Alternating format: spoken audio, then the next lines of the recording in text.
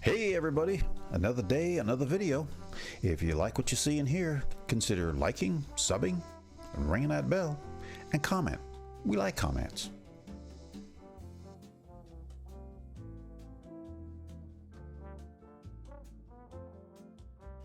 Hey everybody, I thought I would join the parade of people that are putting out the 10 albums or 20 albums or whatever they decide to do that they have to take to a desert island. You know the whole thing. That's been around for years, the desert island disc thing.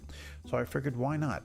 And let me tell you, it is hard to do. It's impossible. 10 albums. How do you dwindle down a lifetime of listening to music to 10 albums? Oh, it's near impossible. It is impossible. It's not near impossible. It is impossible. Impossible. But I tried to do it. I got 10 albums. I stuck to 10 albums. I thought about doing 20, but I figured let me do 10. So, and I'll give you my reasonings why, if that matters to you. And I'll tell you what they are here. Well, let's go through them one at a time. The first album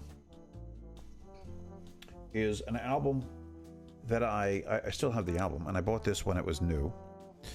And the reason I take this is because to me, it was always just, it had to. If I was to anybody mentioned Desert Island, this was the first album I thought of. Always thought about this album first. So I figured this has got to be on the list. And that is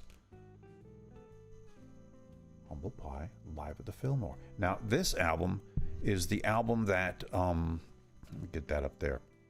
Nobody wants to look at me. That's where I learned my air guitar skills, indeed.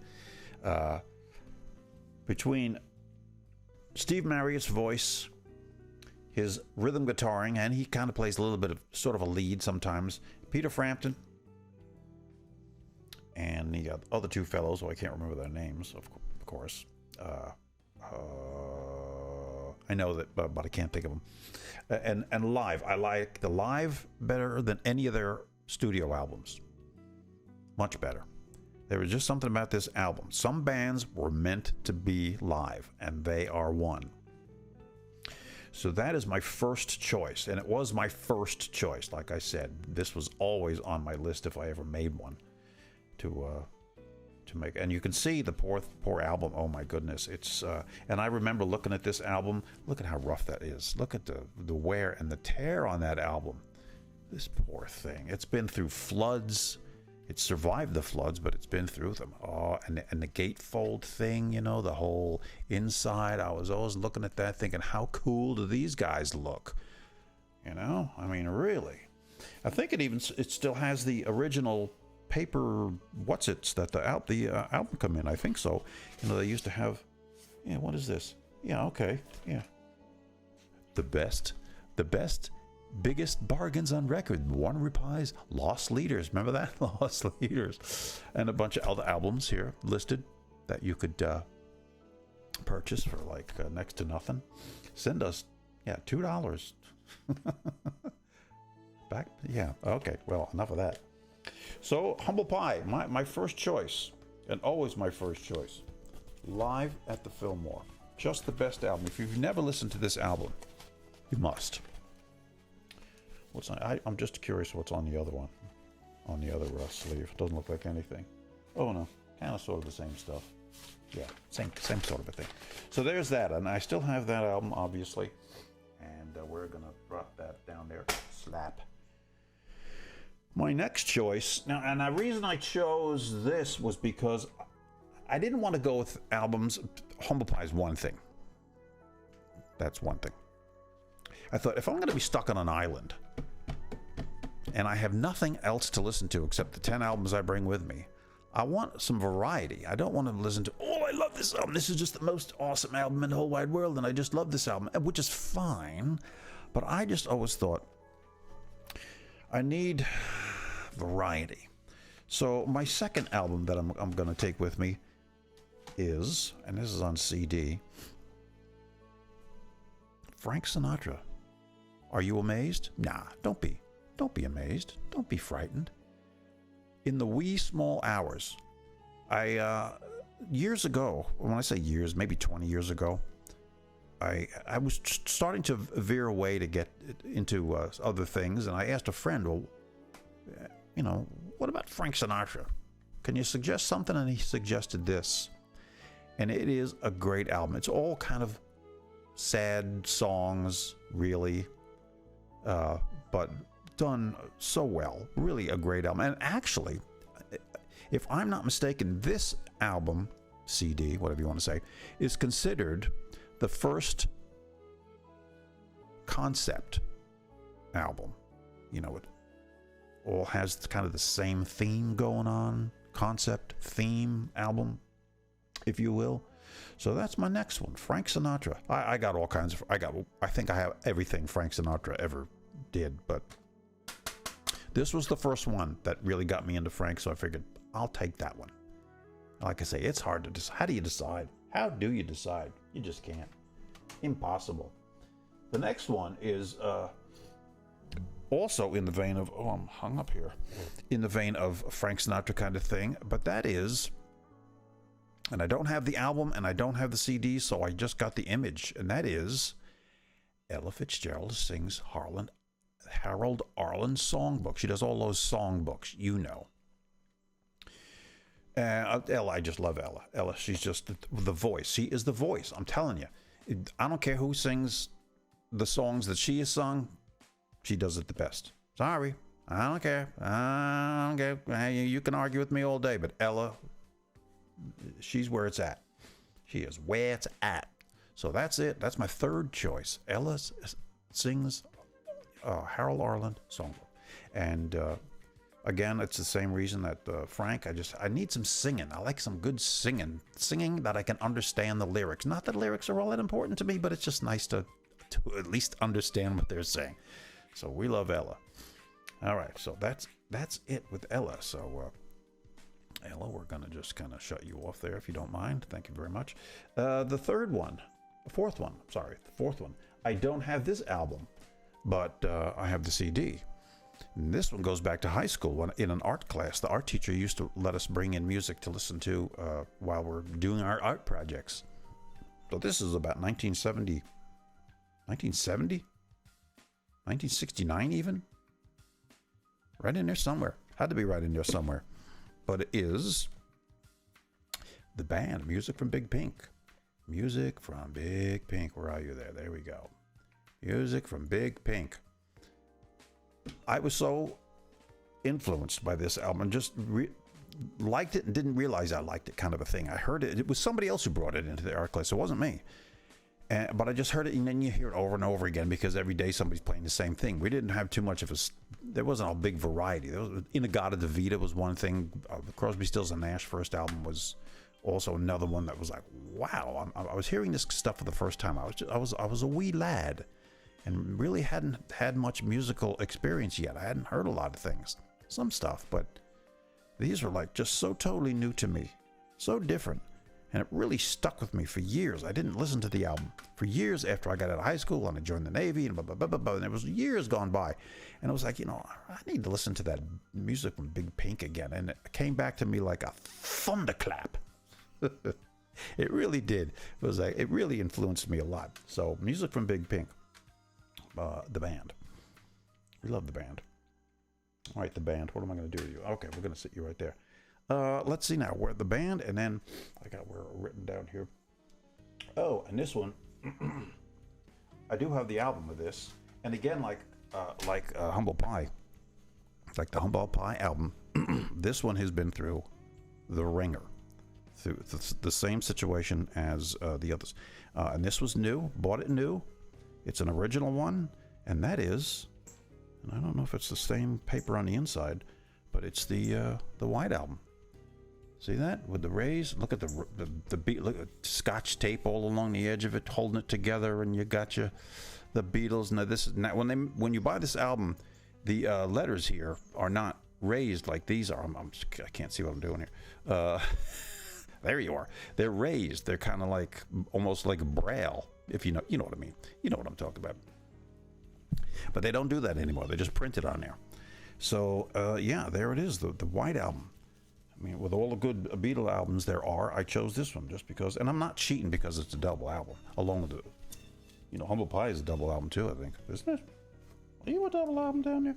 I don't have to look. So, anywho, the Beatles, White Album. Hello there. Hey, well, I'm not doing a very good job of this, but there they are. Yeah. The very cool dudes, the very cool Beatles that we all love. This album has seen its better day. Yeah, and it's got, I don't know that these are the originals. And it is the, let's see, does it show? It is the Apple label too. So if anybody's interested in that, there it is. And it's not in bad shape. I mean, as far as the albums go, they're in pretty good shape. See, the Apple label. See that? Apple? I don't know. Can you get them on Apple anymore? On the Apple label? I'm not sure it even exists. Well, this probably is the original sleeve that it came in, because you got the Who live at Leeds, and is that Stevie Wonder? No, that's somebody else. Anyway, so that's my selection there. The White Album.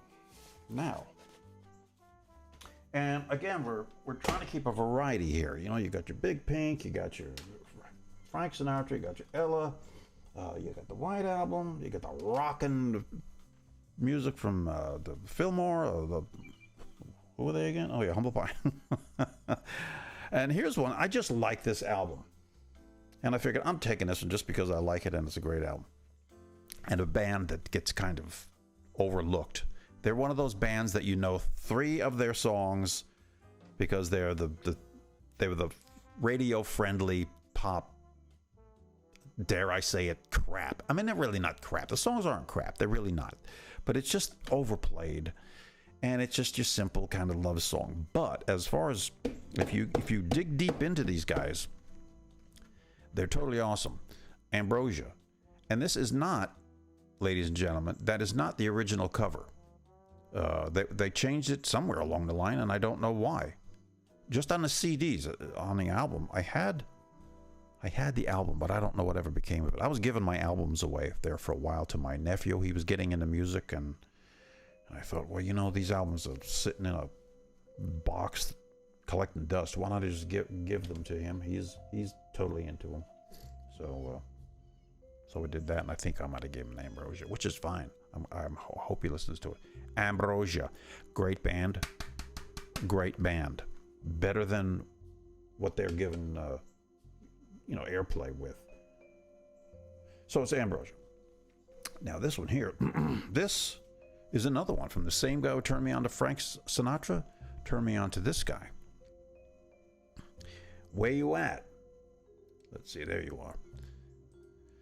Scott Walker sings Jacques Brel, and Jacques Brel is a French singer, and he just liked that singer in particular, so he took a bunch of his songs and put his stamp on it.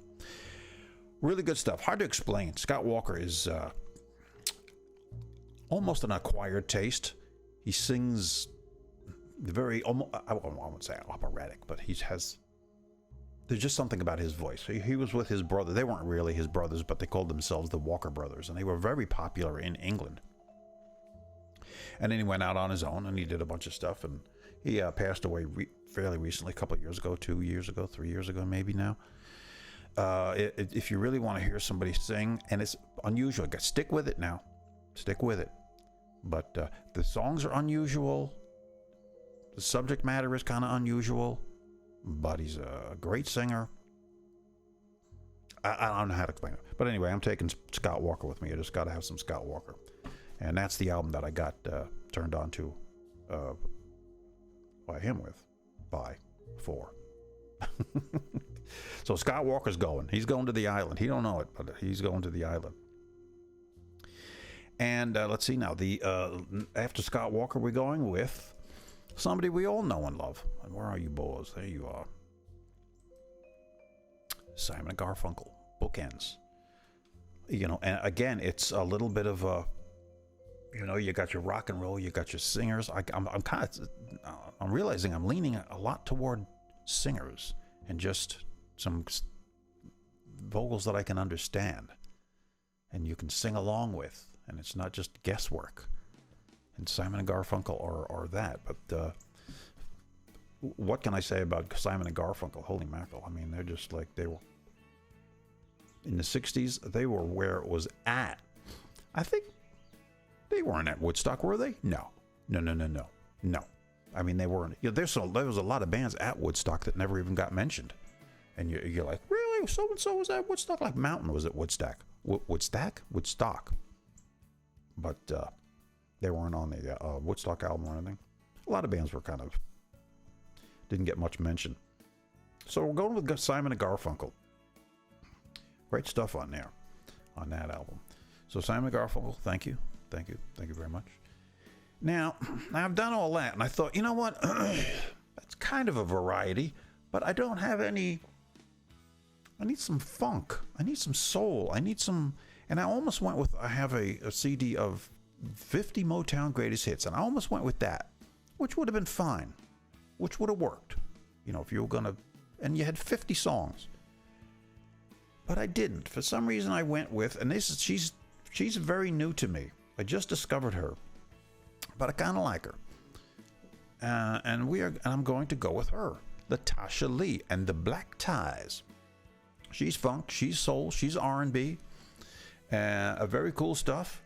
So I wanted, and again, I'm going with that variety. I need not just singing, not just rock, not just, you know, whatever else I got going on here. Like the band, the band is kind of leaning towards country, but not really country. The band, you know what I mean? They're kind of like sort of, you know what I mean? So you got that little bit of variety, but I needed some funk, needed some soul. I mean, you could have gone Stevie Wonder, right? I mean, think of all the people you could have gone with. Tower of Power. Just, I can't even, but I went with her just because she's new and I don't know her that well. So it's nice to have something that you can get used to while you're stranded on this island. Right? Right. Glad you agree.